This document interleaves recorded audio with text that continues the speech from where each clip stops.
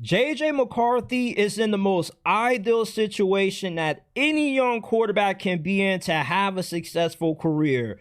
He got to sit for a year.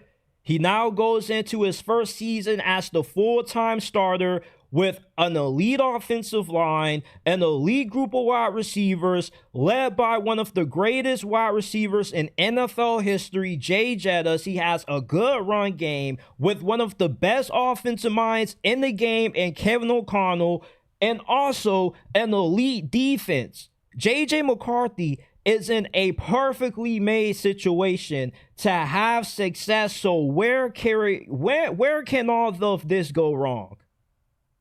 We saw Trey Lance enter the exact same situation that JJ McCarthy currently is in right now with the Vikings.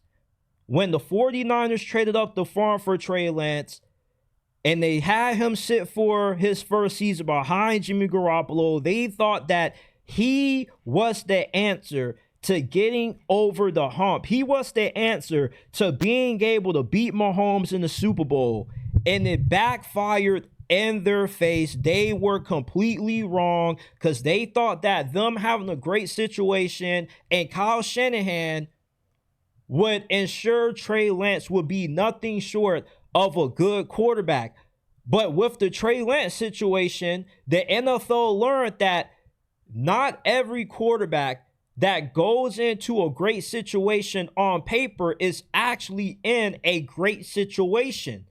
You see, it's weird how quarterbacks that go to a bad situation and struggle is due to them not being supported well enough. But you can have quarterbacks that are supported with a good group of receivers, a good offensive line, a good play caller on offense, and they can still disappoint because the expectations of being on a team that is built to win, being a quarterback away from being a Super Bowl winner, puts more pressure on that young quarterback that nobody ever talks about. Nobody ever talks about how the perfect situation can sometimes be the wrong situation because expectations are what defines you. And the Minnesota Vikings got JJ McCarthy because they wanted to take advantage of having a quarterback on a rookie deal, which allows you to have more cap flexibility to put more good players around that young quarterback and win if he's good right out of the gate. The Vikings have a team that is built to win now. How much patience are the Vikings going to have if JJ McCarthy is inconsistent and he struggles?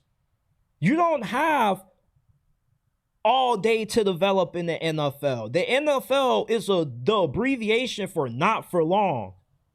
The Vikings, when you have a team that knows that they can win a Super Bowl, that knows they're a quarterback away from being able to accomplish that goal, the patience is going to wear thin, whether you want to admit it or not. If JJ McCarthy gets the Vikings solid quarterback play, they could be in the NFC Championship going up against the Philadelphia Eagles. But if JJ McCarthy is bad, which there is a high chance he can be bad because we haven't seen a lot of JJ McCarthy throwing the football, being asked to win a game with his arm, which Kevin O'Connell is a guy that loves throwing the football around. JJ McCarthy at Michigan was a handoff merchant. In the NFL, you can't win hiding being a handoff merchant. You got to be able to make the big boy throws. You got to be able to step up and make the big boy plays.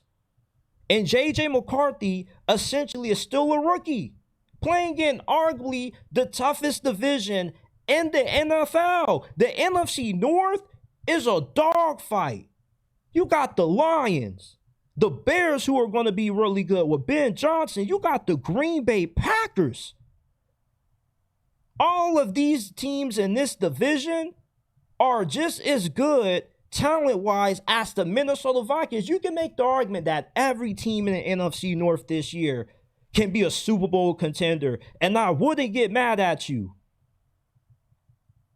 But JJ McCarthy makes or breaks the Minnesota Vikings this year. The Vikings starting J.J. McCarthy is a gamble. They are putting a Super Bowl on the line because if he doesn't work out, not only are the Vikings going to be nowhere close of winning the Super Bowl, but they could find themselves going into this upcoming off season in 2026 asking ourselves, did we get the right guy? Did we make a mistake?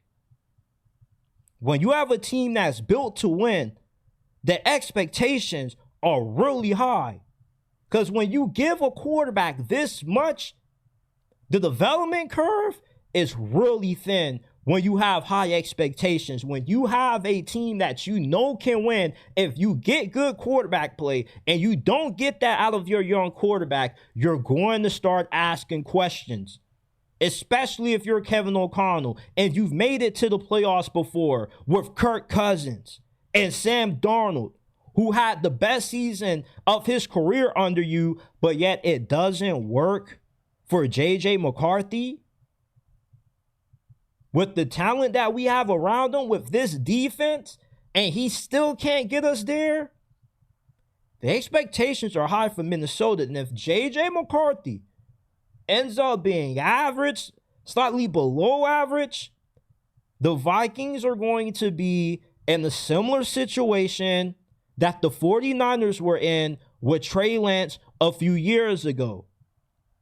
Just because you're in a great situation as a young quarterback doesn't always mean that you aren't going to struggle. It doesn't mean that you can't be a bust. Because even if you're in a good situation, when you have high expectations on a team that knows they can win now, that needs you to play well so they can win now to maximize that Super Bowl window due to you being on a rookie contract, the expectations, the pressure are a lot higher